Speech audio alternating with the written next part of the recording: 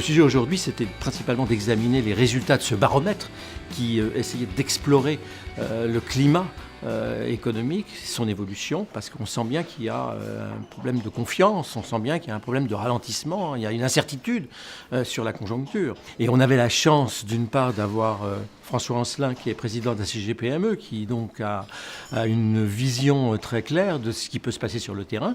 Et puis Hervé Novelli, qui est le ministre qui a donné naissance à la LME, c'est-à-dire la loi qui règle justement, ou qui essaie de régler ces moyens de paiement. Et on a tous convenu que cette loi n'était pas suffisante, qu'elle n'avait pas été forcément bien accompagnée en termes d'administration, et qu'il faudra sans doute revenir dessus. L'objet de ce petit déjeuner, c'était aussi d'examiner, de faire le bilan de ce qui ne va pas dans le fonctionnement d'une entreprise. Tout le monde a pris conscience, et on l'a bien vu aujourd'hui, que sans une entreprise, il n'y a pas de création de richesse, donc il n'y a pas de création d'emplois, et on est dans une situation qui est difficile et compliquée. Le problème aujourd'hui, c'est que la classe politique était très partagée sur la logique qu'il fallait imposer pour pouvoir permettre aux entreprises de se développer, soit des logiques de demande, comme on l'a fait pendant tellement d'années, c'est-à-dire de relance de la consommation, soit des logiques d'offres. Et aujourd'hui, il y a un consensus